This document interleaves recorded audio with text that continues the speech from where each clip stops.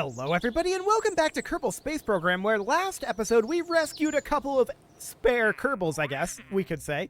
We have another one to rescue that available, but we're not going to take that right now. Right now what we need to do is position our two satellites in a polar and equatorial orbit of Kerbin. And also science data from space around Kerbin while we're at it.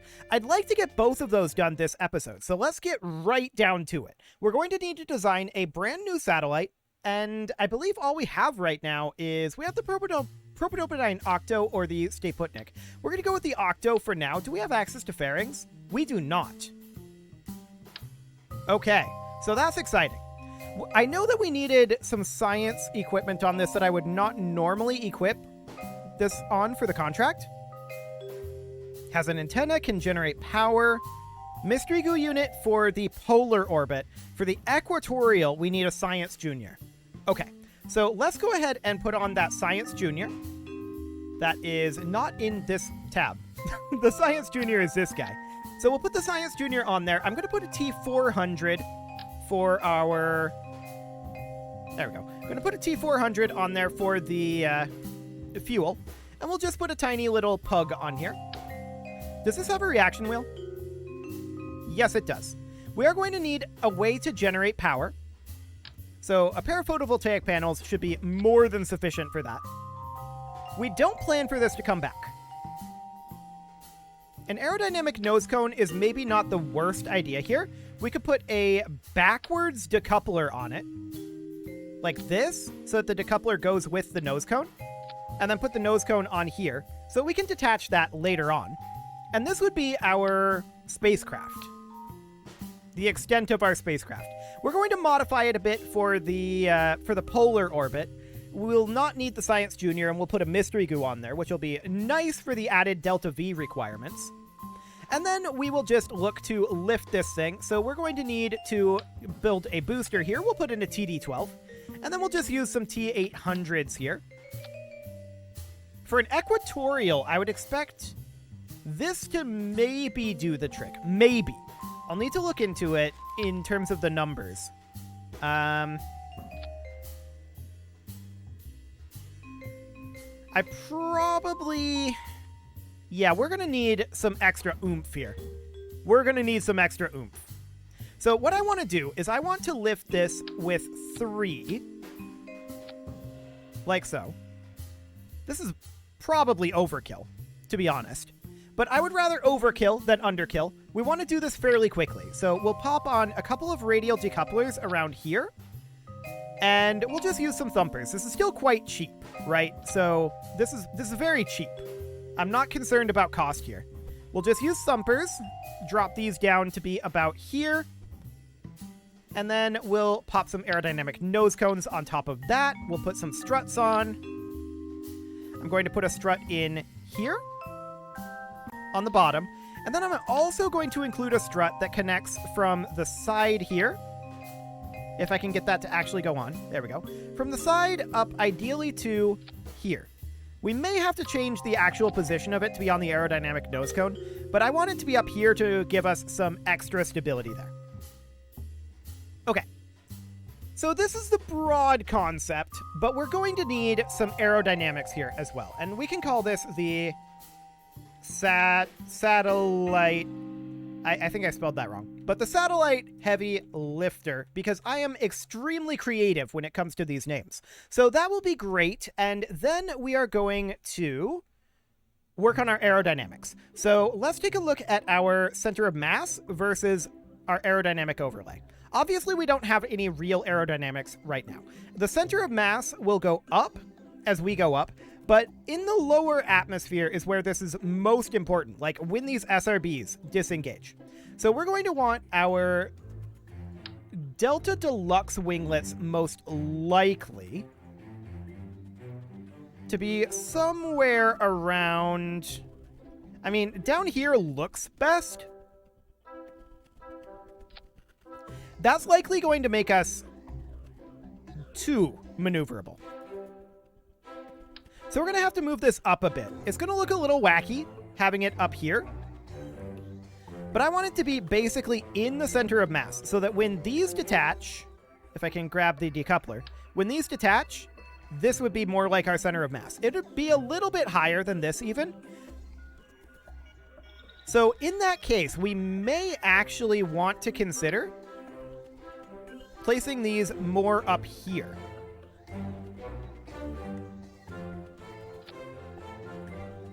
Because we're going to burn fuel out of these tanks, right? So if I can grab this, that basically did not change the center of mass. Okay, let's update that. Let's turn that off. Get that out of there. Okay, so this is the center of mass. It would be slightly higher than this, but not this high. I can tell you it wouldn't be this high. So we're going to need to move these guys on down a bit. And we'll place it right about here, I think. Awkward? Yes. Weird looking? Yes. Maneuverable? Should be also yes. Now, we're going to want to have our thrust to weight here. We're going to want to have these combined together. Our thrust to weight is currently 2, so we're going to back off on our thrust limiter on our thumpers to 1.6. I just like to run at 1.6. Cool. There we go. We've got a Science Junior, and this is going to be our equatorial orbit. So let's go ahead and save that. And do we have an antenna on this? Well, we've got the one in our Propidopodyne Octo here, but we may want to have an external antenna. Like a high gain antenna. I mean, it's not necessarily the best thing, but we can definitely put in a high gain antenna over here. Something kind of like this. Cool.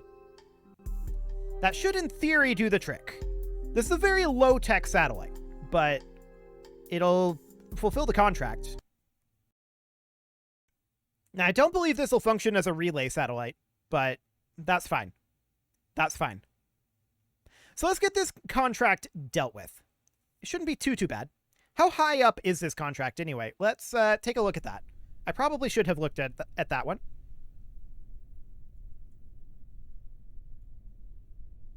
We were wiggling back and forth a bit there. Okay, I wanted to take a quick look here. That's actually a very, very high orbit. Out beyond the moon slightly. I'm glad we overbuilt this.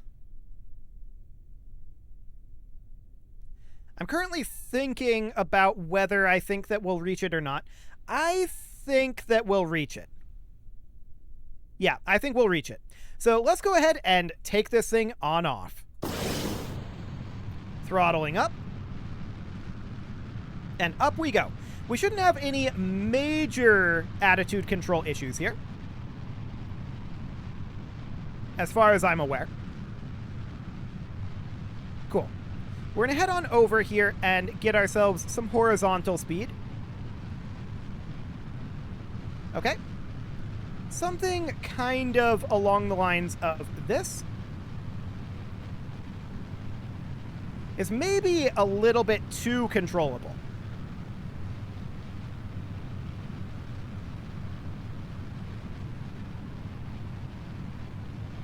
We're not really succeeding at SAS here, if I'm honest.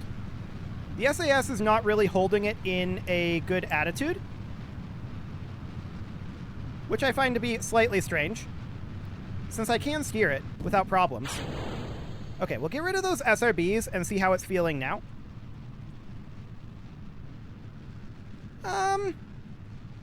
It's okay. It's quasi-manageable. I'm not going to call it great, but it is what it is. So we can look into our maneuver node here and see how we're doing in terms of our apoapsis. We're going to be targeting around 100 kilometers here. And I do think that we're moving a little bit slowly here.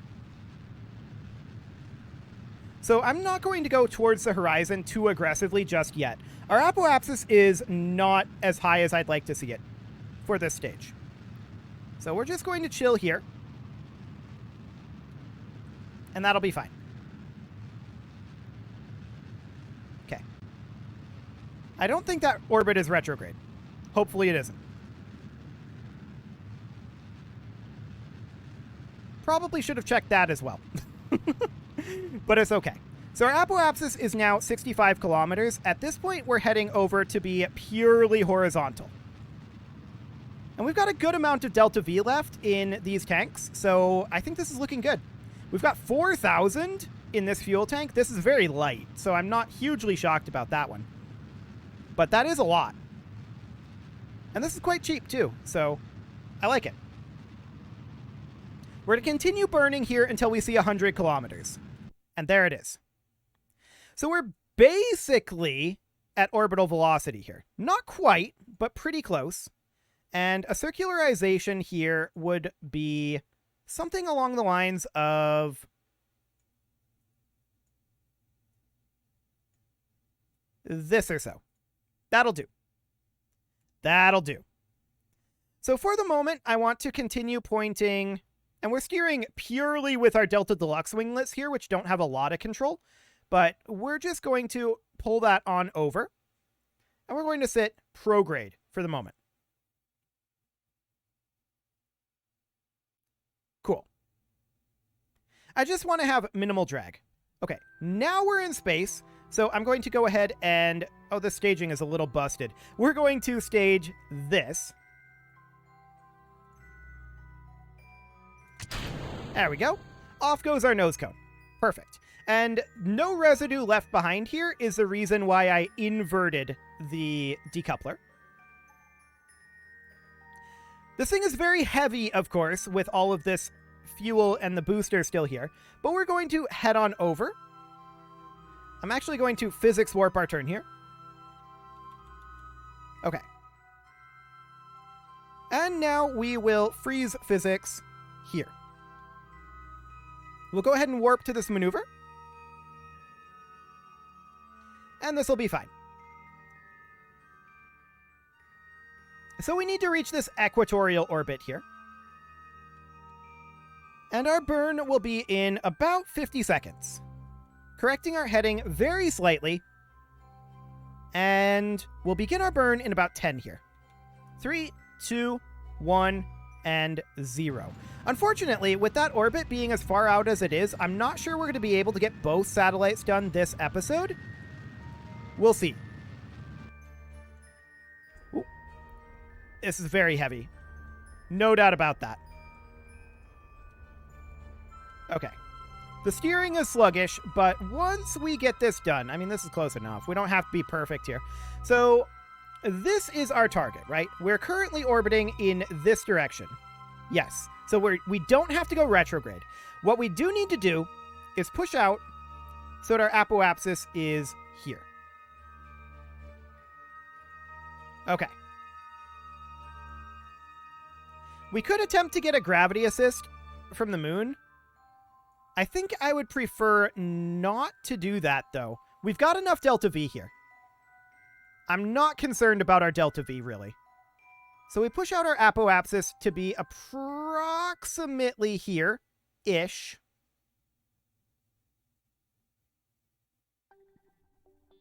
Just trying to get the timing here. That's good enough. Yeah, that should do for the moment. And then we'll just have to push out our periapsis once we get there. So that's going to be 800 meters per second. This is going to be a decent amount as well. But for the moment, that'll be fine. Let's start a physics warp here. And start turning very sluggishly on over to where we're going. Cool. We'll stop the physics warp. And start a time warp. Excellent. We were off a little bit, so we'll fix that. This is decent timing for a moon launch window, but we're not looking to do that. We have no probe control right now. Right. The reason for that is we have no electric charge. We cannot throttle up here, and this is in the dark side right now. We may have to wait until we're on this side and push out over here instead. Yeah, I think that's what we have to do here. We just don't have any electric charge for this. So we will grab this maneuver if the game will let me. I just want to... No, don't click on it like that. Stop it. Stop it. I'm not clicking on you. I don't know what the game is doing right now. No, I'm literally not clicking there. I guess it's not letting us do this because we don't have power. Fair enough. That would make sense. Okay, we have power now. So we're just going to move this on around over this way. And we'll tune it in for this, and this won't be a problem. We won't have any power issues over here. Okay, just adjusting this timing ever so slightly. Ooh, that was good. There, that'll do. Okay, we'll align for that.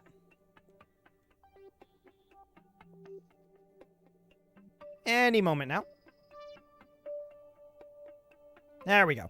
Once we burn off this first stage and detach it, it will be substantially easier for us to turn. So that's fine. I'll kill our physics there, but I want to adjust us very slightly. There we go. Okay, and we'll warp to that maneuver.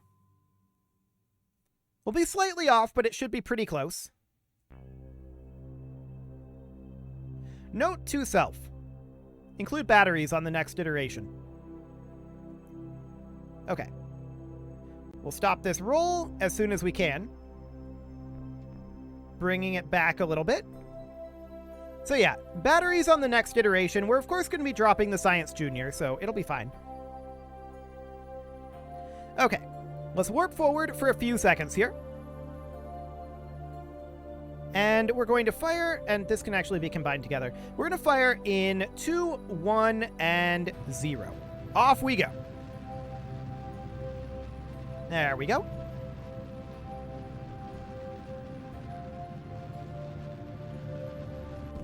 And let's detach. Whoa, okay.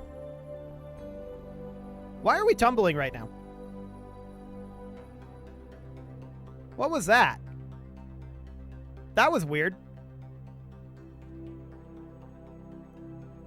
We should probably extend our antenna, but I don't know why that tumble happened. Is it due to the weight differential from the antenna? Why? Our thrust is apparently offset enough by this weight to push us down. That's insane. Okay. I have no idea. Wait, is it just naturally drifting downward? I'm doing nothing here. I'm doing no inputs. Let's go into here. Okay.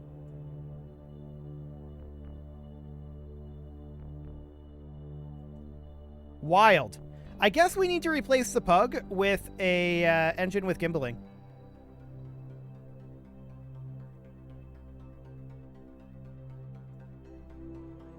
Throttling it up. It seems fine now. It does have to correct the pitch a bit. Presumably just due to the mass of this antenna. But it seems fine now. Well, we're thrust limited at 10%, so that would be part of it. Let's try turning up the thrust limit a little bit. I'm watching our pitch over here to see when we're going to reach our limit of what we can hold. But yeah, I definitely think replace this Pug with a Terrier. So we can hold about 22% here. Okay, I'm going to back it off to 20%. Just so that it's, you know, a little bit steerable here.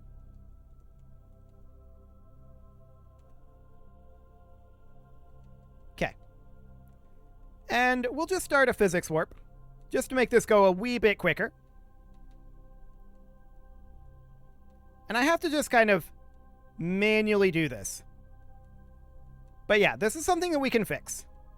This is definitely something that we can fix. I did not expect that this antenna would be enough to thrust offset, but here we are. It is fixable. Okay, let's turn that off real quick. Reposition. Man, that's absolutely insane that it pulls that much. Nuts. Completely and totally nuts. Okay, so we've definitely got a couple of problems with this design that we're going to fix. There's no doubt about that. We've got 100 more meters per second to burn out here.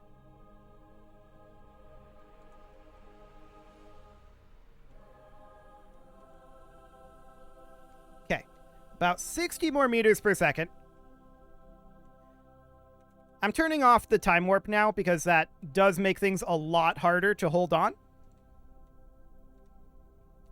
And let's just keep an eye on it here. Oh, we've wildly overshot. Okay.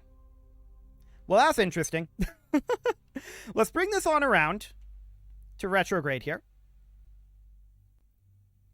And it also bears noting that as we burn down the mass in this fuel tank, the tiny little reaction wheel we've got in this thing will get better. But once we get this in position, that's literally the only thing that we need to do. So, okay. We're pulling back our apoapsis here. I don't want a moon encounter. Thanks. Okay. So we can see that our ascending node is going to be slightly off. That's to be expected with the issues that we were having there. At the apoapsis here, let's go ahead and burn prograde here and functionally circularize this.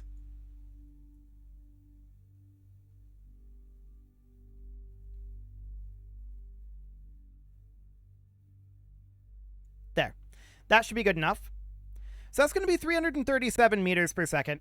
We'll just go ahead and warp on over to that. And that's going to be about a 3-minute burn, which shouldn't be too bad. Okay. So here we are, and we're going to start that burn in just a few seconds. Cool. Let's warp forward a little bit. And we'll begin that burn in 5, 4, 3, 2, 1, and 0. Now it's going to immediately start pulling down again, which is to be expected. Now I'm going to physics warp this. And we're going to try to correct it. But this does make things difficult. No doubt about it. This thing with its offset thrust is rough. If we put a Terrier in here, there won't be an issue. There will not be an issue. But this is close enough that I think we're not going to have too major of issues. Man, I look away for 1 second. Okay, I'm turning off the engine for a brief moment and turning off the warp as well. Yeah, this thing, the reaction wheel in this, the poor little reaction wheel just can't keep up. Our other option is to just include another reaction wheel. That would help dramatically. This reaction wheel is clearly underpowered.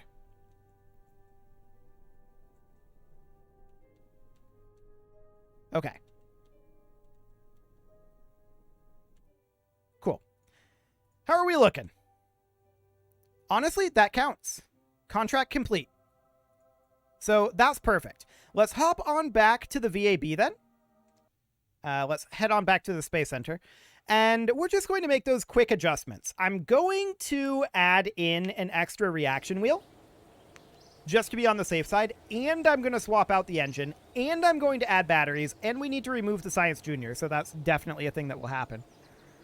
Okay, so let's hop into the VAB. We're going to need a mystery goo on there as well. Oh, I just realized we forgot to include a thermometer on the one we just put up. That's something that we will want. So we're going to remove the Science Junior. Let's put in a small inline reaction wheel. I'm actually going to put that on top, I think. There we go. We'll do that. We'll put the high gain antenna on here. Actually, no, we won't. We're going to put this on like so. We're going to put on our solar panels. We're going to put the high gain antenna on. And we could make it be symmetrical if we really wanted to. That would cause us to not have any offset thrust issues. But I think that the reaction wheel and the engine change will be sufficient to compensate for that. I truly do believe that. So we drop this decoupler and we put on, instead, a Terrier. So that'll be, I think, slightly less vacuum efficient here. What's the specific impulse of this? 330 versus 345. Okay, so slightly more efficient, but slightly less fuel. It's probably a wash, in all honesty. So we do this. I want to include a mystery goo on here for the contract. And that will help offset this mass as well. And then the thermometer, so that we can do our science in this, our science from space. So we'll do that. Cool. So that is now good to go. It is, however, time to put a cut in here, so I'm going to go ahead and do that, and next episode, we're going to put this guy into a polar orbit. You can leave your offerings to the engagement gods in the form of likes, comments, subscribes, and bell ringings, and a very special thank you to all of the channel members for making this video possible, including Casserole, ALS Gamer, Kentuin, James, Shadow Wolf, Spartan News, Nick Smarty, Video Games Are Not Real, Dimitri H, Punching the Microphone, Unisol, Kadra, and all the rest. And of course, you. Thank you for watching. If you'd like to support the channel, you can click the join button down below the video. And as always, I will see you all next time.